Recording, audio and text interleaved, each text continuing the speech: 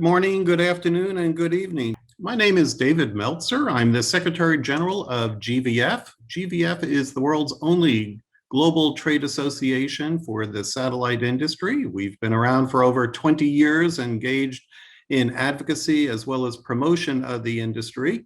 And it's our pleasure to bring you this webinar. This webinar is part of the GVF and Satellite Evolution Group highly acclaimed webinar series and is kindly sponsored by ABS. As many of you know, ABS is a global satellite operator with a fleet of 6 satellites covering 93% of the world across the Americas, Africa, Asia Pacific, Europe, the Middle East, CIS, and Russia.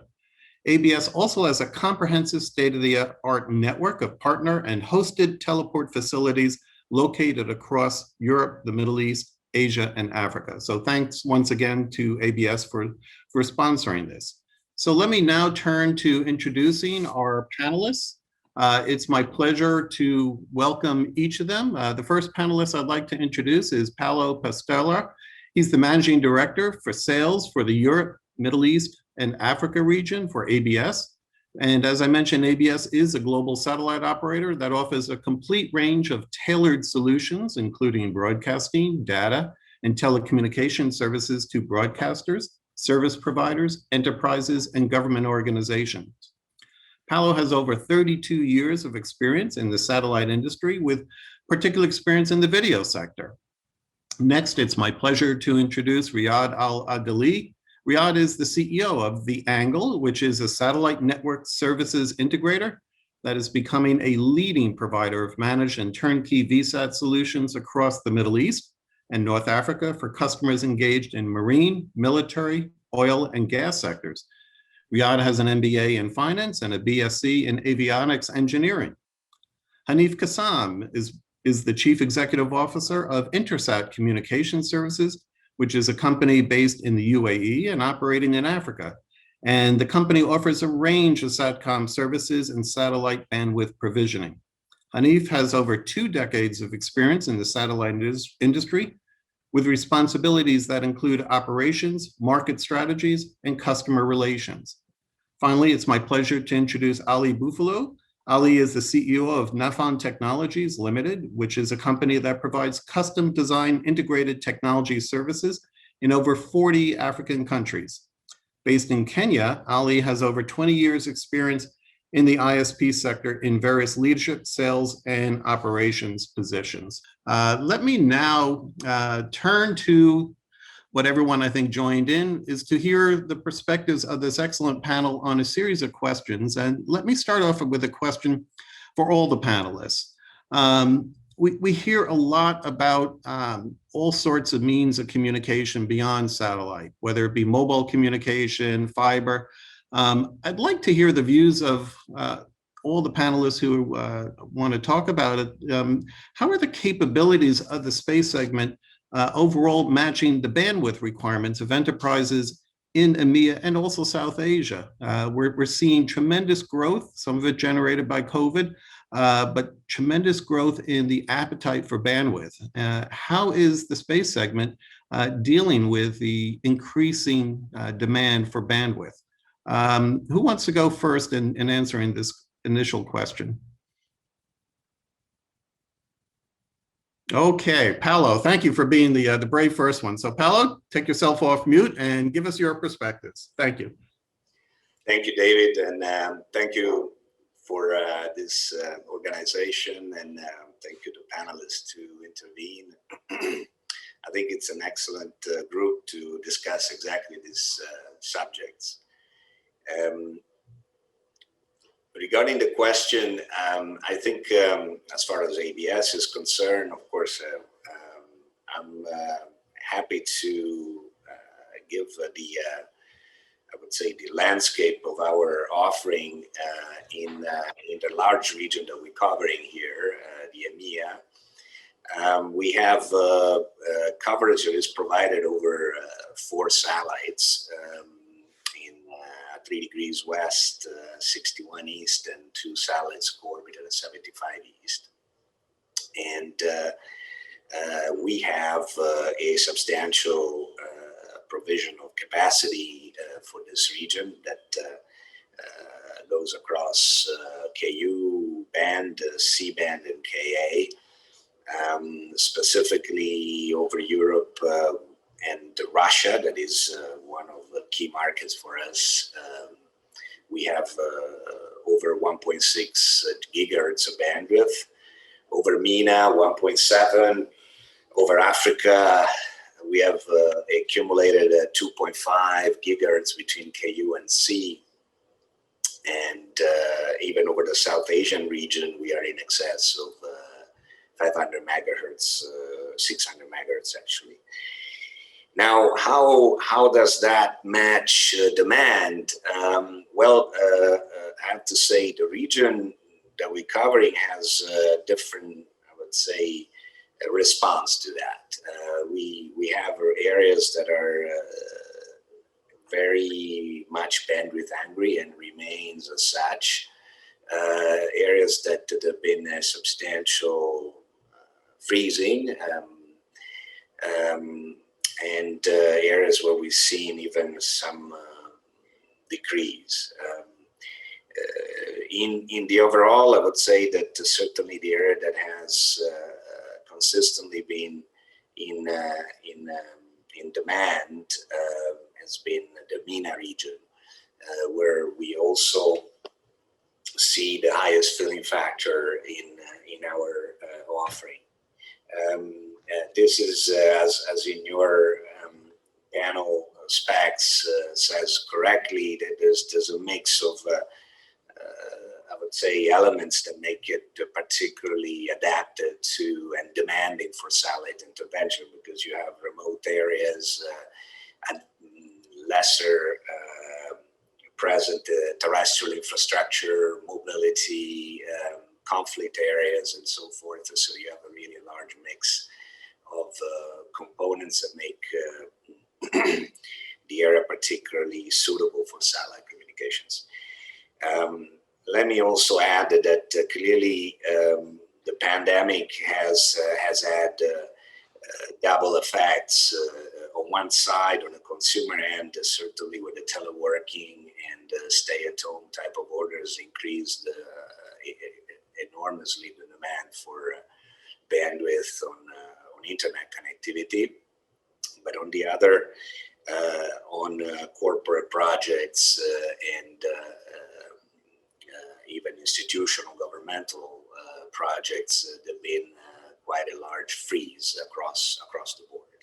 This is not only because of the uncertain times, and that is certainly a factor, because when you don't have a clear schedule, if you wish, when things will move forward from a pandemic environment, everything gets frozen. But it's not only that. I think there've been really even for any new project, there've been difficulties in ensuring the supply chain, whether it's for the equipment, whether it's for the logistics on sites, the deployment of facilities, installation, and so forth, access to locations, and any of those elements that would make a new project effectively realized. So in effect, I think in a corporate world, we've seen a substantial slowdown in the process of deploying new projects, and confirmation to that is also the fact that in many instances, existing customers have somewhat renewed or prolonged all their existing terms with satellite operators as they were, without, say, seeing much of switching or increasing or even moving simply into other infrastructures. It's typical of a very uncertain environment. Thank you. Yep. Well, you raise an interesting phenomena that you're seeing, driven in large part by COVID, which is, notwithstanding the increased demand, particularly from the consumer segment in the MENA region, depressed demand, freeze from businesses, enterprises, and government. And Riyad, I see you asking for the floor. I guess Riyadh, what's your perspective? Are you seeing similar pressures on businesses and governments in terms of their demands for satellite connectivity in particular? And if so, what's the prospects for a turnaround? Thank you, Riyadh. David. Thank you, David.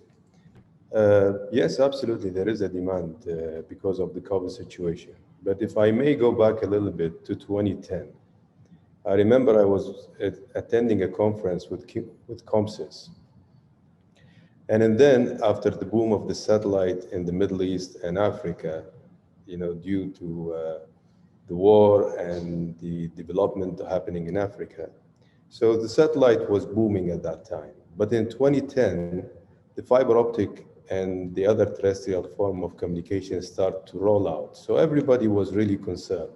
Are we going to stay in the industry, or are we going to disappear? Just like any other, form of industry that come for a time and then we disappear.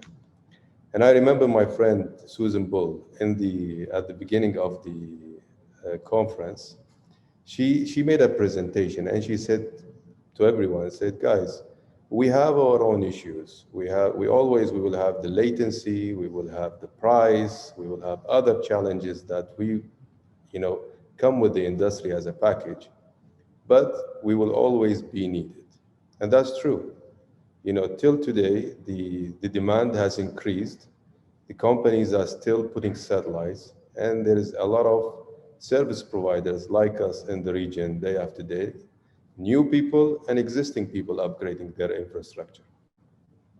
And I don't see ourselves as, sometimes as a competition, but as, we complement with the other form of communication. Today, the world needs information, and the information is important. And satellites sometimes go hands in hands with other, telcos to provide the service. Like for the angle itself, and before that, Skystream, we partnered with telcos. Today, the angle has a partnership with the operator here in the UAE. We have a partnership and joint venture with an operator in Qatar. We do that also in Iraq. And we successfully managed to complement and offer services that terrestrial they do. So we didn't find ourselves, whether it's in defense, in energy sector, or even in some other, form of other market segments, such as maritime. When the COVID, yes, it put a lot of pressure on companies, on industries, that they need to communicate. And unfortunately, the challenge was that all of us has to operate remotely. We were disconnected socially. So the only way for us to meet and perform business, because life has to continue, is the telecommunication. And satellite played a big role in that. And I think we successfully managed to fulfill the challenge, and we grow from there. So yes, I think it was good for us, and I think we will continue growing in the coming years. Thank you, Riyadh, and thank you for bringing a dose of historical reality. I saw a lot of nodding heads from panelists when you remarked on Susan's comments 10 years ago, a little over 10 years ago. And let me ask Ali and Hanif. Riyadh talks about complementarity, that satellite isn't necessarily always going to compete with terrestrial, but they often are complementary roles. What are you seeing in the region in terms of the role of satellite, whether it's driven by COVID or not, certainly in providing communication services to enterprises in the region? Ali, let me ask you to first take that question, and then Hanif, come back to you. Thank you. Ali? Thank you, David. Good afternoon, good morning, everyone, wherever you are. Indeed, I think the satellite is more of a complementary service and solution to what we are having in the region. In this case, speaking specifically about Africa, NAFON being a service provider within the Africa region, providing services close to 40 countries through partners and a network of associates. And in this case, what we see in the industry or in the marketplace, especially for enterprises, is that they require connectivity throughout, whether there's COVID or not. They still have to access their systems, whether it is working from home, or those who need to have still access through their offices or workplaces. They still need to have a form of connectivity. I think as Riyadh mentioned it, you need information. And in this case, it has to be available to you as and when you require it where you are. And what we tend to see is that then you may have terrestrial connectivity, you may have VSAT or satellite connectivity, working together hand in hand to make sure that the customer is able to access the service that they require.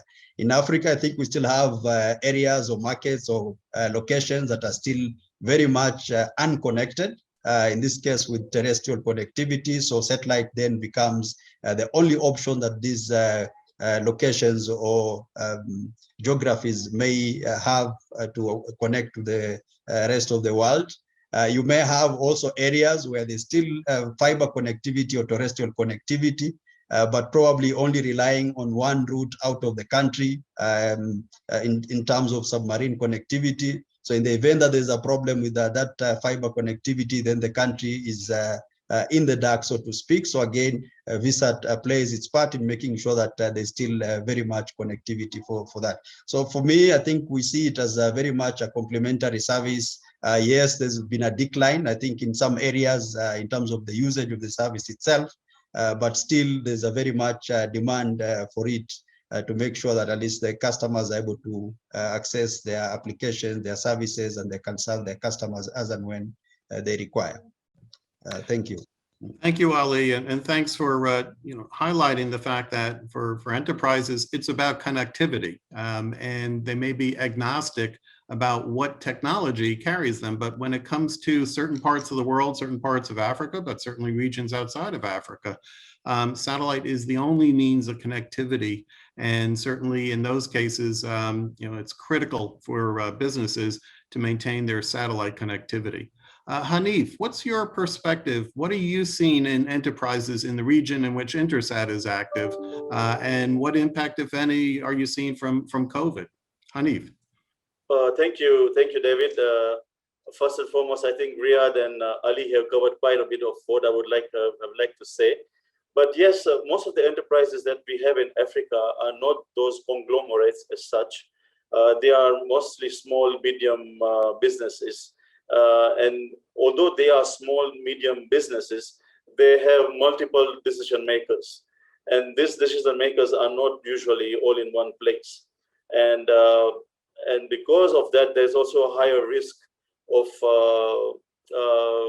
getting them hacked and compromised. So they feel that satellite connectivity is sometimes more secure than going via the fiber route. And most of them, they opt for fiber into their companies, but they also have a link on the satellite. And more or less, the way I've seen it in some of my customers, they tend to use the VSAT link more than they tend to use a fiber link. So that is a good complement to satellite connectivity.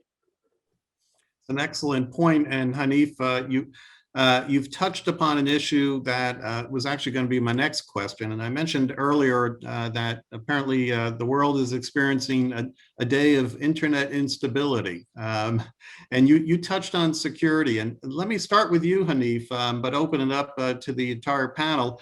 Reliability, robustness, these are all words that we frequently hear that enterprises are demanding in their connectivity. And certainly for satellite communications, the industry is always concerned about security and reliability, which we know never means invulnerable. But satellites often provide 99.99 and sometimes 5 or even 6 nines after the decimal point in terms of reliability. Hanif, what are the vulnerabilities that you worry about?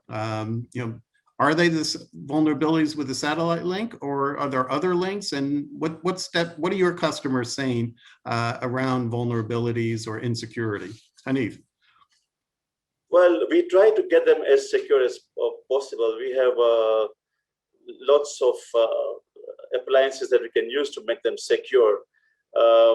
And I don't think anybody wants to hack as such into an African business and ask for Bitcoins. But I think our vulnerability, if you want to put it that way, is mostly a power source, and we usually need clean power. And that is where we are quite vulnerable. Most of the other times we are vulnerable because of interferences with frequencies which are not regulated, and that usually make some of our connections quite vulnerable. But security is something that we can always handle, and we have firewalls and FortiGates and things like that, which wherever where we need, like in the military installations, encryption and everything, and we can always offer those to the customers. Thank you. And let me ask other panelists, what do they think about the issue of securities and vulnerability? Is interference the biggest issue that you have to worry about? And if so, how big an issue is interference? Who wants to take on this question about vulnerabilities and security? Okay, Riyadh, thanks. Go ahead, Riyadh.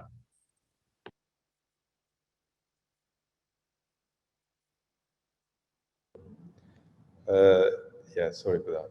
You touched two points. You said about security, and you talked also about availability of the service. Now, the availability is just like any other service. It has its own limitations sometimes, but honestly and frankly saying, since the last 10 years, I believe the service is reliable enough with redundancies and new modulation techniques that made it really available and quite reliable service to use. But it's just like any other form of communication. You cannot reach the 100%. Sometimes we do, but that's not guaranteed. So it's just like the insurance policy that the industry provides for it. Now the security is an issue, of course. Security is going to be, it's always a challenge, and also depends on the application you're running, how secure it is, and if you want to invest, if you want to protect it, you can do that. So it is not the security of any application. It doesn't fall on the communication media you're using. It's based on how much is the application need to be secure and how much you want to invest to protect it. The interference is a challenge, yes, and especially now with the C-band and the 5G. We are having a lot of cases, not with ABS, but we're having a lot of cases where the C-band, it's become really challenged to run a C-band service near a 5G towers. And unfortunately, because of our lobbying power compared to the terrestrial, it's become a very difficult challenge to sort out with the regulator. So yeah, we're seeing that.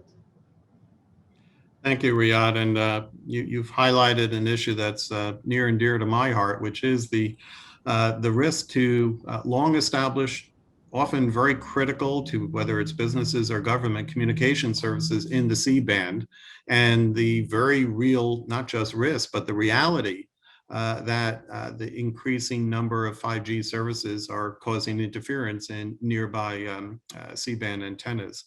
Paolo and Ali, any additional perspectives you want to offer on the issue of security, interference, or just reliability? These are, as Riyadh pointed out, distinct issues.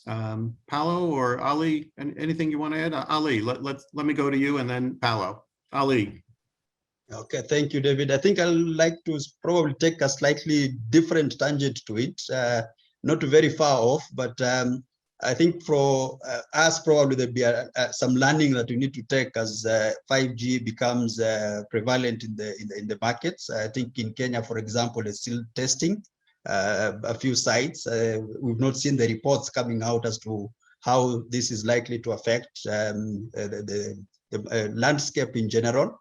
And I believe we are quite advanced in Kenya to be setting the pace for the rest of Africa. So we'll be seeing how these things develop as we go along. But I think there's another concern or vulnerability that is coming up, yes, affecting the entire communication industry in general, but maybe just specific to this session, where we are seeing more and more countries during elections time in Africa requiring service providers to actually shut down internet access or connectivity access, so that the countries basically is, or people are not able to access social media, be it Facebook or any other. So this is becoming more and more. I think we had it in Uganda the other few months ago in January or thereabout, and statistics are showing that more and more countries in Africa are taking this route. And to us as service providers, it becomes a concern. Yes, maybe we may have a gray area with satellite, because if somebody has his own standalone connectivity from home or from the office, it's a VSAT, it's likely they might have access to the internet without necessarily passing through a gateway, as it were, when you use terrestrial connectivity, where the service provider in country has more local control, as opposed to maybe where you have your teleport or hub somewhere else in Europe or in another country. You may have to work with your service provider or your satellite operator to make sure that processes are in place for you to react to these regulations. You have to keep watching all the time. Today is in Kenya, tomorrow is in Zimbabwe, the other day is in another country. So this is basically becoming a concern for us as service providers to make sure that at least we are able to react to these requirements and regulations as and when they come up. I think something else for us to also consider within the industry is probably the introduction of Gdpr. It started in Europe. The fines are very hefty. We are seeing questions coming up from enterprises that are operating in Africa, and probably they have reliance from Europe, where we're being asked, okay, are you compliant to GDPR? So again, it requires us to work with our supply chain to make sure that we're able to meet to these or comply to these regulations. I think these would be maybe concerns that would come up within this area of reliability, robustness, and security in terms of compliance, if you have to consider it from that perspective. Thank you. Thank you, Ali. And yeah, certainly this is a very broad issue when you start talking about government mandates to stop broadcasting or stop carrying data for the internet. Paolo, what are you seeing at ABS? Is it interference? Is it government mandates? Is it the issue of 5G rollout? What are the concerns in this broad topic for you and ABS? Paolo. Thank you, David.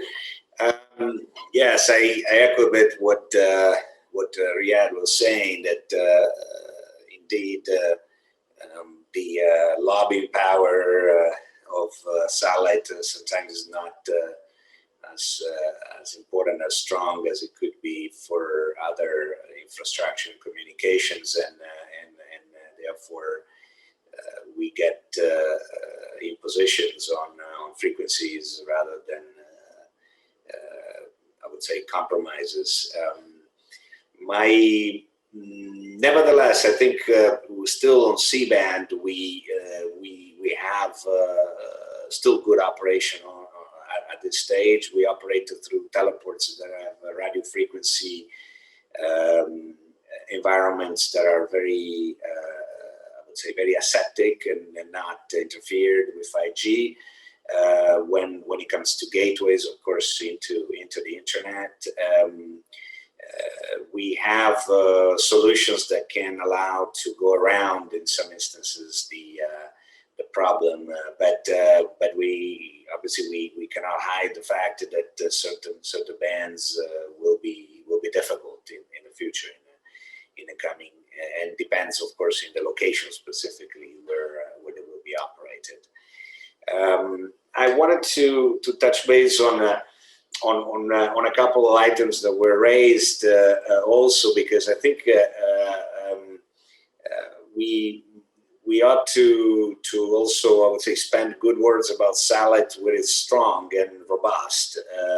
I think one of the features that satellite still brings to the table is the fact that you have a very, I would say, secure communication, but I would say, very well-defined network, if you wish. You have two Earth stations that are talking to each other. In between, there is a satellite. There's not much else that is in, transiting, transferring,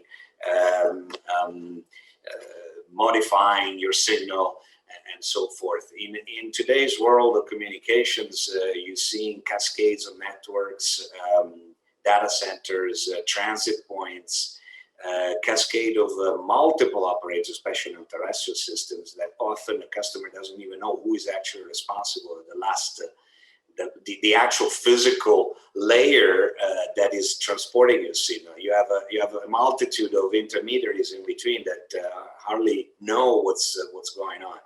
So in this respect, I think the confidentiality that can give satellite in a transmission is quite an important feature, and it should be actually valued against a world where very often you lose, I would say, the actual knowledge of where your data are transiting through, and you're pretty much at the mercy of an open cloud of intervenants who you actually don't know who they are.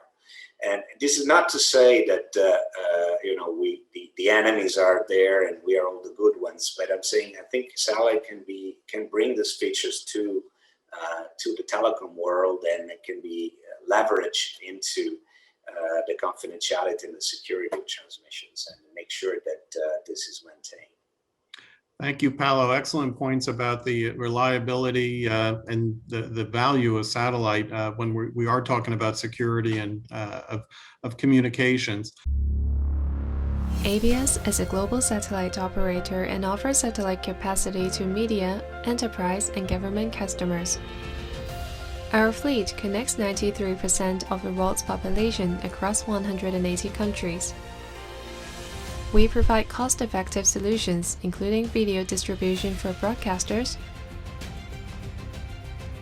internet and data connectivity for businesses, maritime communications, government and military applications. ABS is your partner of choice. Global coverage and local knowledge. We're about halfway through. It's great how time flies. We're about halfway through our scheduled hour, and I'd like to turn to some questions that we are getting from the audience. And again, very much encourage the audience to put their questions by using the Q&A button that you see on the bottom of the screen. And the first question I'd like to put, and I'll put this to the entire panel, and raise your hand if you want to address it. The first question comes from Rash Janji. And he would like to know what you are seeing in terms of demand for real comms on the move within enterprises, government, first responder sector segments. And so what's driving or perhaps holding back growth in the comms in the move sector? So let's see who wants to take on this question from Rash.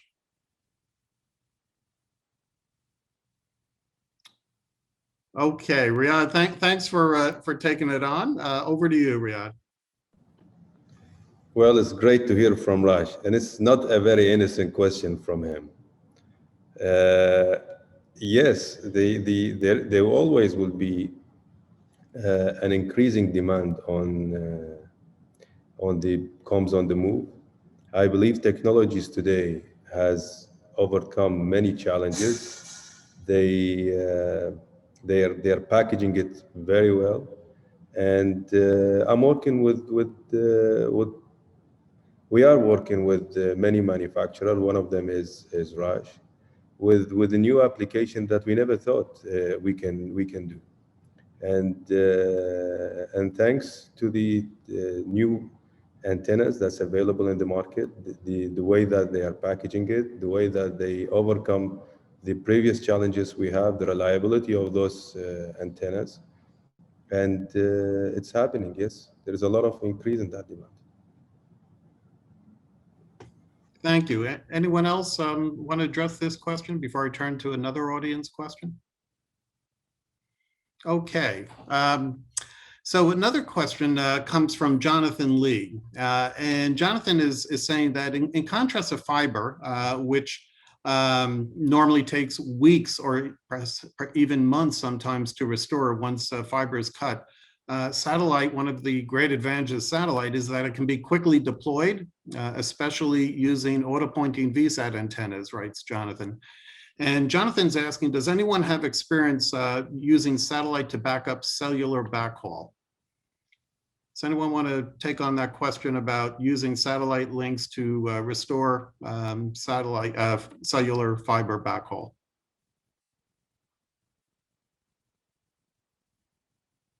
Okay, Hanif, over to you. Well, as nobody was raising their hand, so I just felt that yes, of course, the satellite is the most reliable when it comes to disaster zones. We of course know about disasters in like Haiti and like in Goma currently, what's happening right now when the volcano has erupted there. So the easiest way to restore connectivity to the cellular networks is getting a satellite mounted on a truck with a generator and a small base station. And of course, the satellite is then pointing to the HQ of the cellular operator. And in no time, we can have connectivity, and the people in the disaster zone can be calling the loved ones and saying that we are safe and or we need help or this is where we are. So definitely, this is something great which the satellite network can do, which the terrestrial cannot.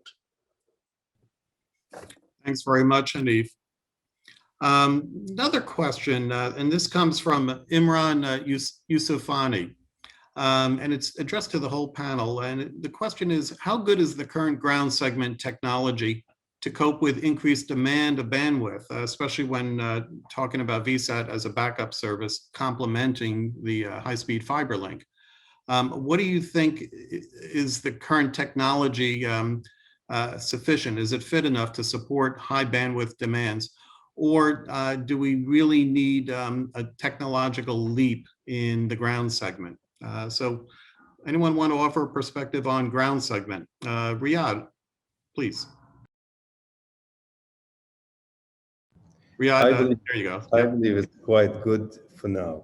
They're really reliable. They cope with the demand and the increasing demand.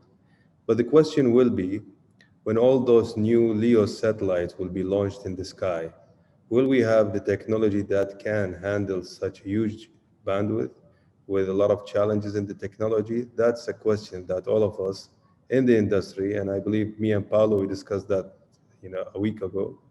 That will be an interesting, question that the hardware companies need to answer for that.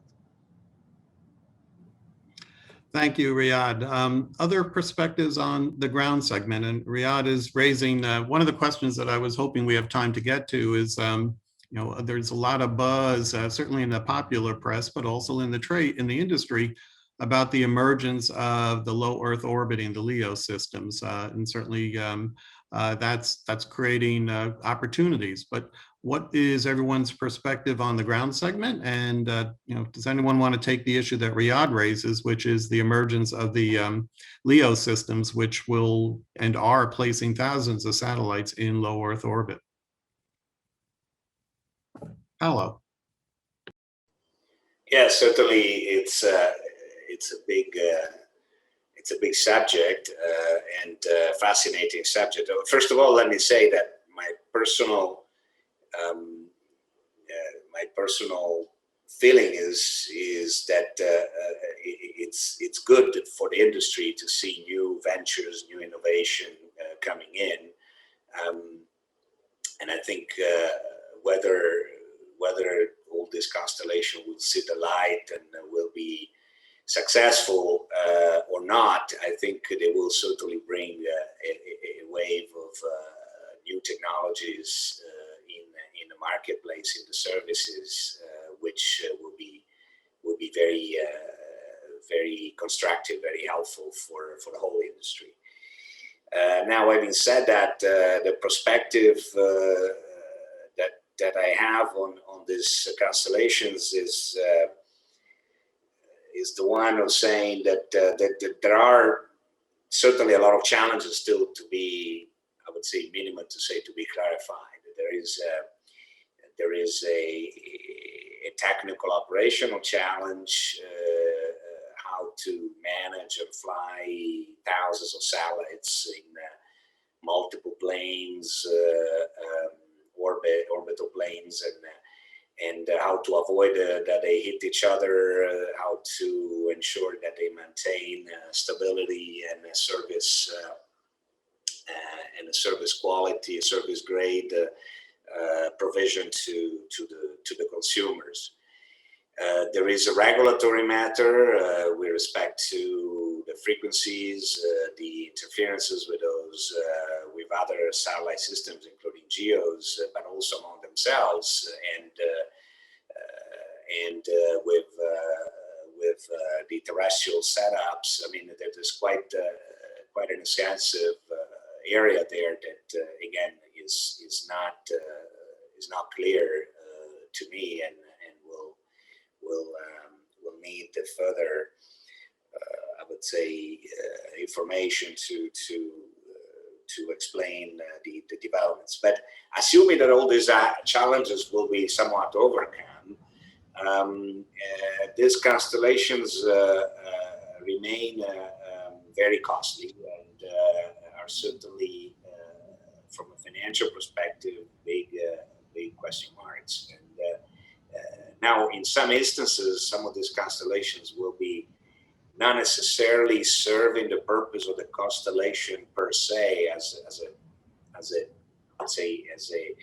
financial venture, but will be maybe serving purposes of a larger corporate objective belonging to, as you know, large conglomerates that have multiple purposes in the consumer marketplaces. So even if they not necessarily the constellation itself is not delivering returns on the investment, the aggregate value that they bring together with the services that they belong to will do on a corporate level for their owners. So that's one possibility. And the other one is that there will be situations like it happened in the 20 years or more ago when there were the ICOs, the Global Star, the Medium of that created a lot of interest in the marketplace, but eventually many of them did not see the light, and certainly any of them reached the completion of the business plan that they had, I would say, initially they were designed for. So, if I may follow, that's a perspective now. Yeah. Sorry. Paulo, Please, Riyad, go ahead. I really admire the new ideas of the launches of those new LEO satellites. It's beautiful. It's they deserve a lot of respect. But honestly, there are plenty of questions that we are in the industry keep talking about it, whether in conferences, one-to-one talks. I remember when Greg Whaler, he launched the O3B, and he said, I'm going to service the other 3 billion in Africa. But when he launched it, it ended up he's servicing everybody except the other 3 billion that he was looking after, from the early stages. I think there will be a game changing now, because now we are having two deep pockets coming to the industry. It's different than before. They're gonna push for it. They're gonna push hard for sure. But there is a long way for them to go in order to deliver what they are saying they're gonna deliver. I think that's my personal opinion. I think your opinion is shared by even Mr. Musk, who I think at the satellite conference he spoke in 2020, just before the pandemic, where he commented that his system, Starlink, among the first is he's hopeful that it'll be the first to make a profit of all the systems that you pointed out, and Paolo as well, going back to ICO and Teledesic and some of the others. Certainly a lot of questions around the LEOs, but certainly they are, they do have some very, very deep pockets and, the capability, if it's possible, to make it happen. Hanif or Ali, anything you want to add on whether, the ground segment question that we got or the role of LEOs? Hanif? Well, since this has come to me, we had this Google loons, so-called balloons, which we let them fly over our country. And I think all the loons have now fallen down. So, but the way I see it, like you said about deep pockets, there is already one which has gone bankrupt before it even started off. The others have managed to get a good number of satellites up in the sky. Yes, we have to see who makes profits first. Even O3B never made profits until this sold the whole setup to SES. So, talking of which, I would say the NEO, the NG SOs are basically going to eventually target the 5G and then the 6G and the 7G as the Gs keep on adding on, because they are going to have high throughputs. And I think that's where the role will be very crucial. Thank you. So a good perspective on future roles for some of these emerging LEO systems. Ali, anything you want to add? Nothing to add. I think it's been well covered. Yeah, nothing to add. Okay, thanks, Ali. I want to turn to another question that we got from the audience, and this one comes from Dharmendra Singh. Based on your experience with satellite industry and in your business, what do you see for the verticals? Which vertical is really driving the demand? Where do you see a lot of growth opportunities for satellite connectivity from verticals? We often talk about energy, mining, government. Which verticals are you most optimistic about? Who wants to take that question?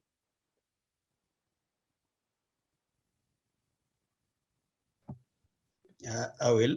Okay, Ali and then Riyadh. Thank you. Go ahead, Ali. Yeah, thank you for that. I think for us, we've seen quite some substantial growth within the humanitarian and non-governmental organizations. I think even during these COVID times, it's really where we've been able to peg our business, and we've seen quite some growth there. And I believe that will continue to exist. I think conflicts are still there. We don't want them, but they're there. And yeah, we'll definitely require some of these technologies to support the efforts that the human race has to do to support each other, those who are in trouble or in difficult situations. I think earlier on there was a mention about Goma, fact that there was a volcano just about a week or so ago, and there was almost 3,500 people who are affected or thereabout.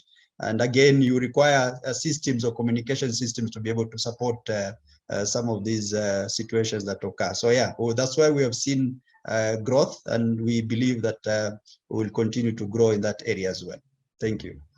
Thank you, Ali. And you point out, I think, one of the critical roles satellite plays is in the disaster context, where often the terrestrial network has been brought down by the disaster, whether it be natural or man-made. And then obviously the advantages of satellite links is they can be quickly reestablished with inexpensive, easy to operate small terminals on the ground.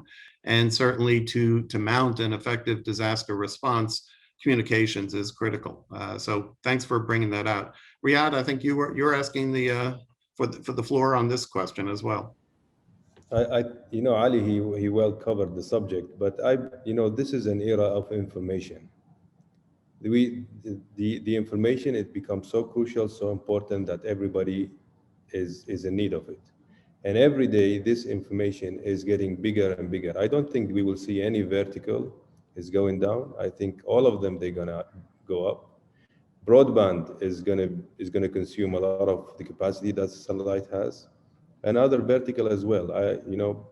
It depends on where you are, which part of the world you are, and what is the vertical that need the satellite communication. Yeah. Thank you. Thanks. So we've got a couple of questions from the audience directed towards ABS. So I'm going to put Paolo on the spot. And I also have one question focusing on ABS. And there's a question that comes from Iliud Mawatha that broadly really is saying, is noting that there are some initiatives out there to extend existing satellites' life. I think we've seen Intelsat has taken on that and has hired a company to service one of its older satellites.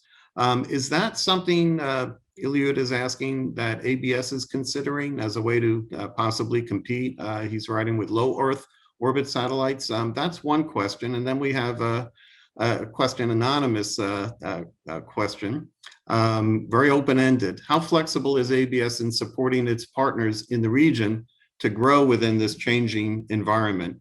And Paolo, if you could, in doing some research about ABS, I was very interested in the ABS Plus service. So Paolo, you get to pick.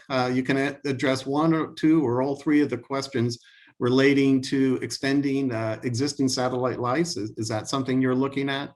The flexibility of ABS and supporting its partners, and finally the ABS Plus. So Paolo, over to you. Thank you, David. Yes. Well, on the extension of life, as far as I know, there's no plan for it. But these are, of course, evolving situations. So I cannot say that maybe in the future this could be something to consider if given, I would say, other experiences that are showing at the moment the possibility to do that. As per the flexibility, well, let me say that it is a key feature of ABS really to work with partners, and we have a good sample in this panel, and I believe that without partners such as these, it would be very difficult for us to be present and successful in the marketplace. I'm very thankful of their presence, because partners for us means not only access to the marketplace, but also the ability to, and going back to even to the subject that has been discussed earlier, to integrate services, integrate with terrestrial infrastructure, integrate with solutions that are familiar with the final users. I mean, in Ali's case, for example, we know that the customers want certain SLAs that actually correspond to the same SLAs that you would get from an ISP, you know, with an end-to-end latency, with measurements of protection on your IP access and so forth. And this is thanks to this kind of partners that I believe there is a possibility for us to position in the marketplace and being credible and successful with customers that are very typically very knowledgeable, and that they want to speak the same language that that they speak with an ISP or with another telco provider. And this is, I think, a key element. So the flexibility is our keyword, and it is certainly part of the relationship that is in place with many providers such as Riyadh, Hanif, and Ali. ABS Plus, very, very quickly, it's a portfolio of services that span from the teleport provision to video services to MCR room, installation of equipment, hosting of equipment, servicing, third parties, could be even LEOs and MEOs operators. We are really open to service with our ground segment facilities, and as well as with partner facilities services for other operators. And we open this to a larger community, basically, of users. I think it's particularly I would say fitting ABS because we are a small, but yet, as you said earlier, a global operator. So we can scale up, if you wish, the operation of maybe a regional provider over a global scale very quickly throughout our larger offering of ground segment, network connectivity, and related services. Thank you, Paolo. And we're rapidly coming to the close of this panel. And I'd like to close by asking Ali and Hanif and Riyadh to address the same question. And Paolo just talked about the flexibility of ABS in working with partners. What sort of flexibility do you require from ABS or any other partners in conducting your business? No doubt your customers are demanding a lot of you. What are some of the areas that you require flexibility on from your telecommunications provider? Ali, let me ask you to take that first, and then I'll go to Hanif and give Riyadh the last opportunity. Thank you. Ali. Thank you, David. I think a very relevant question for this session, and especially being with Paolo and the ABS team in general. I think for us as Nafon Technologies, we've really gotten a lot of support, and we can attest to the flexibility that ABS has in making sure that our customers have the right support. I think as Paolo mentioned, in terms of the parameters that they are looking at comparable to terrestrial services. I mentioned that we provide hybrid services or connectivity solutions to our customers. So they want to make sure that whatever they're getting on the terrestrial services, they can also be able to at least get almost similar on the satellite services, be it on latencies, packet loss, jitter, and we're able to work with ABS team to achieve this. Equally in terms of support as well, making sure that there's real-time interactive support. ABS has been able to provide us this, and the support matrices that you get at the end of the month, this is how your service was, this is how it has performed, and we're able to work easily with our customers on that front. The other aspect has been on pricing, of course, being able to make sure that we're able to package ourselves in a way that we can be able to meet the customer expectations. Again, that very much received from the ABS team.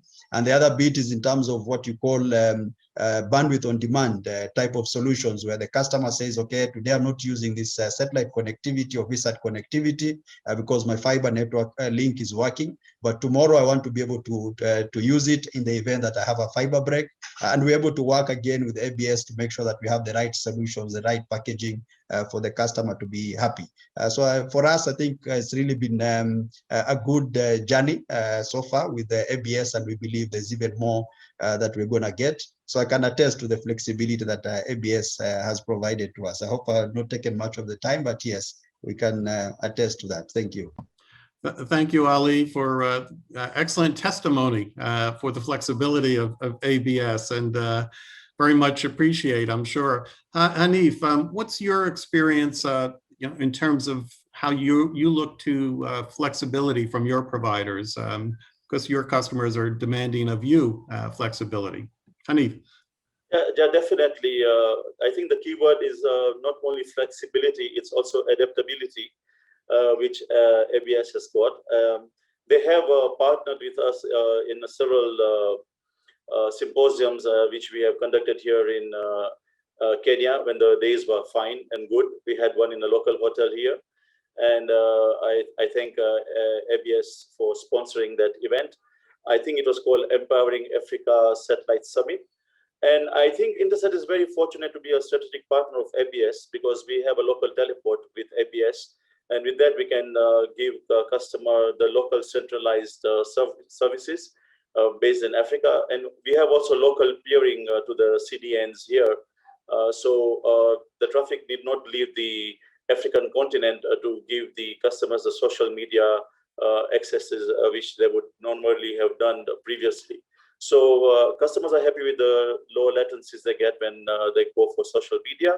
And of course, we do a lot of broadcasting, regional broadcasting for our customers, which again, due to the very good beam that ABS3A has on this KU, we can basically take a small broadcaster and make him big into Africa by just giving him the knowledge of how to use the satellite to expand the network. And of course, we all know that the broadcasters, they strive on advertisements. And if they don't get the audience over Africa, then they are not going to do so well. We also have a hybrid network, which I think ABS agreed to work with us, whereby we use the local GSM for uplinking, and then we come down via one-way high-capacity satellite through the only through a receive antenna, a 90-centimeter KU band receive antenna.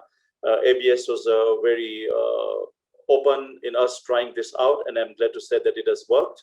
And now we have some customers going out via the GSM network, and then they come down with high-speed internet via one-way satellite connectivity. Thank you, ABS.